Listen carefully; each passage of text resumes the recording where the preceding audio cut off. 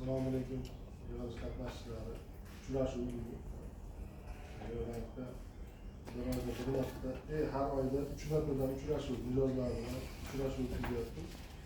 Bu may oyiga birinchi uchrashuvimiz. Oxirida murojaatlar bo'lsa qabul qilamiz, hammasini hal qilamiz, masala hal qilamiz.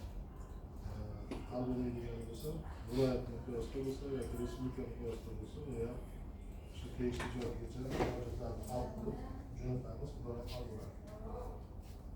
Asosiy maqsad hozir shu fuqarolarga ishsizlarni ish bilan ta'minlash. Bizda Mo'g'ul tumanida 57 ta mahalla bo'lsa, 57 ta mahallada 20 ta mahalla bizga bog'liq. Mo'g'ul tumani aylanib. 20 ta mahallada 20 ta agentimiz. Ular o'zida asosiy faoliyati shu fuqarolar bilan birga ishlaydi. Mahallada qanaqa tadbirlar bo'lsa qatnashadi. Savollar bo'lsa bank savollari bo'lsa bank tavsiya savollar bo'lsa masalalarni o'sha yo'lda hal qiladi. Bundan tashqari bu yerga kelib olib kelib kreditlarni rasmiylashtirish, hujjatlarni rasmiylashtirish, o'sha ishlarni o'sha qiladi. Bizda asosan hozirgi kunda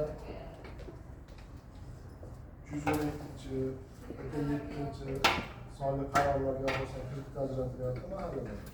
Mahalla loyihasi bor, fuqarolarga 50 million so'mgacha. Qat'iyyatli bir qadam biznesga bir ko'mak degan kreditlarimiz bor, 5 million so'm, 17 million so'm. 5 million so'mga sug'urtaga asosan beriladi. Kamida 2 oy mobaynida ishlamagan ishsizlarga beriladi. 2 oy mobaynida ishlamagandan keyin ishsiz hisoblanadi, shularga kredit ajratiladi. Bu o'zini o'zi band qilish orqali kredit beriladi. Shu mahalladagi agent va bankirimiz tavsiyasiga asosan beriladi. 50 million so'mgacha bu ham nomaqsad. Endi biz o'zimizni maqsadga qilib qo'yamiz, chorvachilik yoki issiqxona, tikuvchilik, xohlagan yo'nalishni o'zi tanlab keladi. Shunga qarab kredit ajratiladi. Kafillik asosida kafillik to'lovlik qobiliyatiga qarab, qarz yukiga qarab chiqarib beriladi. Kafillikni tekshirib, qarzdorligi bo'lmasa beriladi.